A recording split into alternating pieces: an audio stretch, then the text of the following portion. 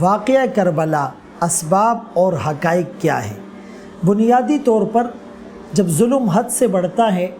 تو اس کے مقابلے میں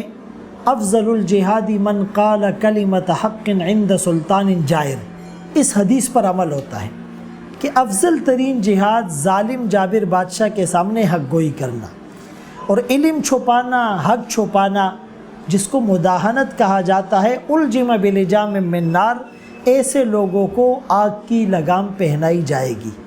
حضرت حسین رضی اللہ عنہ چونکہ خلافت کے زیادہ اہل تھے، خانوادہ نبوت میں سے تھے، اور یزید کے مظالم کی داستانیں روز بروز بڑھتی جا رہی تھی، لہٰذا وہاں سے ان کے پاس وفود بھی آ گئے، خطوط بھی آ گئے۔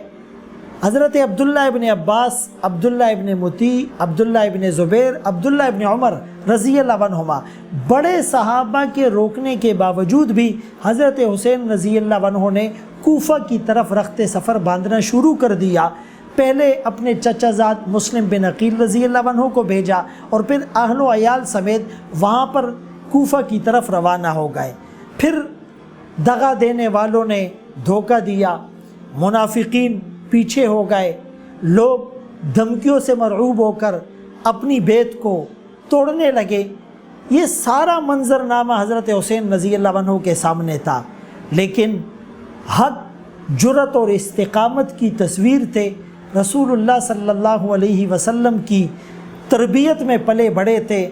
آغوش نبوت میں پروان چڑھے تھے، نبوت کے کاندھوں پر سوار ہوئے تھے، نبوت کے لبوں نے جن کے رخساروں کے بوسے لیے تھے، اور رسول اللہ صلی اللہ علیہ وسلم نے جو پیشن گوئی کی تھی کہ میری امت میرے اس بیٹے کو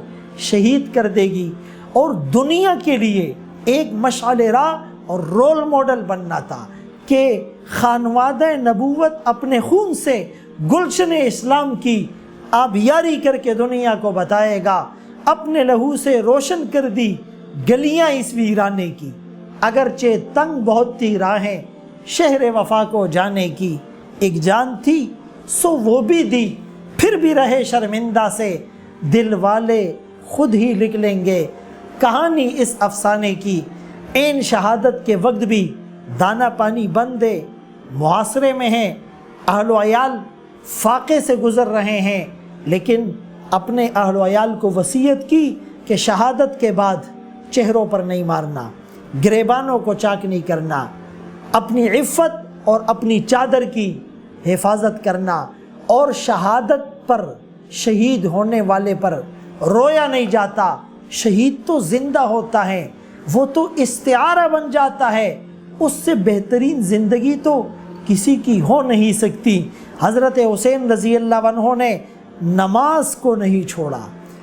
ایک خطبہ، دوسرا خطبہ، تیسرا خطبہ، اس میں صبر اور استقامت کا درس دیا، ان لوگوں کو ان کے کیے ہوئے وعدے یاد دلائے، ان کے بھیجے ہوئے خطوط دکھائے، ان کے معاہدات اور ان کی وہ بیت، وہ سارا منظر ان کے سامنے رکھا کہ تمہارے بلانے پر میں آیا ہوں، اپنی جان کو خطرے میں ڈال کر، اپنی آل اولاد اور متبعین کو خطرے میں ڈال کر، لیکن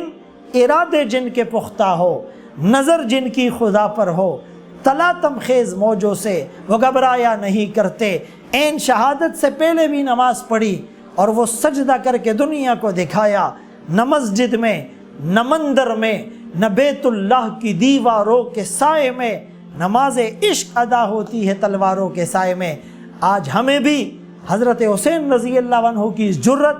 استقامت اور اس پیغام کو یاد رکھنا ہے کہ باطل کے سامنے ہم نے سیسا پلائی ہوئی دیوار بن جانا ہے۔ اللہ ہمیں ان باتوں پر عمل کی توفیق نصیب فرمائے۔ www.dasquran.com